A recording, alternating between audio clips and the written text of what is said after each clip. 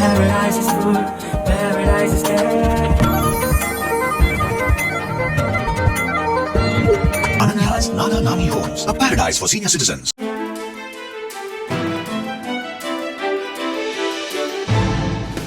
தட்டை, சீடை, முறுக்கு, ரிப்பன் பகோடா, அதிரசம் என்ன வேணாலும் செய்யுங்க.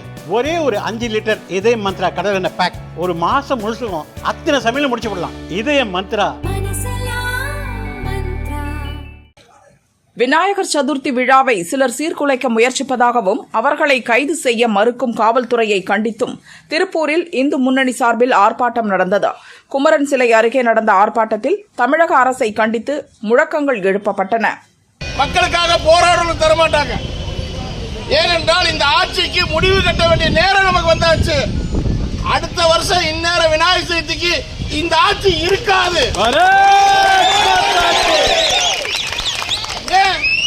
இந்த ஆட்சி என்ன பண்ணுது? யாருன்னா ரவுடி இருக்கிறானோ, கொலைகாரர் இருக்கானோ, திருடன் இருக்கானோ அவனுக்கு தான் முக்கியத்துவம் கொடுக்கறான். நியாயமா நேர்மையா இருக்கவனுக்கு முக்கியத்துவம் தரதில்லை. இன்னைக்கு நேர்மை என்னன்னு கேட்கிறாங்க. கடந்த ஒரு மாசத்துல மட்டும் தமிழ்நாட்டில் எத்தனை கொலை நடந்திருக்கு தெரியுங்களா? அவ்வளவு கொலை நடக்குது, அவ்வளவு பாலியல் வன்முறை நடக்குது. ஆனா இந்த அரசாங்கத்துக்கு அது கவலை இல்லை. ஆட்சியாளர் அப்படி இருக்கிறாங்க. அப்ப நாம தான் விழிப்புணர்வா இருக்கணும். இந்த விழிப்புணர்வு எப்படி இருக்கணும்? தேர்தல் வரைக்கும் இருக்கணும். எல்லா மக்கள்கிட்ட போய் சேர்த்தணும். குறிப்பா இந்த திருப்பூர்ல தொடர்ந்து இந்து முன்னணி மேல தாக்கப்படுறாங்க. அந்த தாக்கப்படுற குற்றவாளிகளை கைது பண்ண மாட்டேங்கிறாங்க. அப்படி சொன்னா கேள்வி கேட்க மாட்டேங்கிறாங்க. ஒரு ஆளு அடிபட்டு இருக்கிறாரு ஆஸ்பத்திரியில, அங்க போய் சொல்றாரு என்னை அடிச்சுட்டான். யாரு அடிச்சான்னு ஒரு பேர் சொல்றாரு. அந்த ஒரு ஏட்டு ரமேஷ் ஒரு ஆளு அதுல எழுத முடியாது. ஏன் எழுத முடியாது? அடிபட்டுக்கான்னு சொல்றாருல்ல, ஏன் எழுத முடியாது? அந்த ரமேஷ் யாரு? போலீஸ்கார் தானே. அவரை வாங்க போய் இன்டிமேஷன் வாங்க போயிருக்காரு. அப்போ அந்த ரமேஷோட நோக்கம் என்ன? அப்ப அந்த குற்றவாளிகள் தப்பிக்கிறது தானே. இதுதான் அதிகாரி சொன்ன. அதிகாரி கேட்க மாட்டேங்கிறாங்க. அப்போ இந்த அதிகாரிக்கு என்ன பின்புலம் இருக்குது? அப்ப நாம இதெல்லாம் சிந்திக்கணும். இன்னைக்கு தமிழ்நாட்டுடைய நிலைமை இப்படிதான் இருக்குது. ஒரு சிறுமி கற்பழிக்கப்பட்டு கிட்டத்தட்ட 15 நாள் ஆச்சு.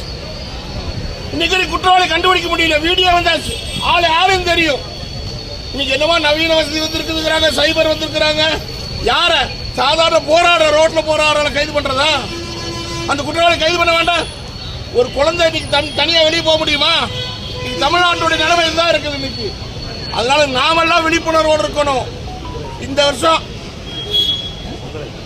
வருஷம் விநாயகர் சதுர்த்தி எப்படி இருக்குன்னு தெரியுமா?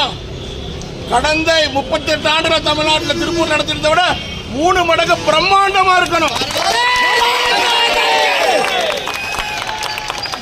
ஏன்? நாமெல்லாம் அரசியல் கட்சி கிடையாது, தர்மத்திற்காக போராடுறோம். அப்ப தர்மத்துக்கு போராடுறவனுக்கு சோதனை வரும், தாங்கிதான் ஆகணும். உதாரணம் ஒரு டிஎஸ்பி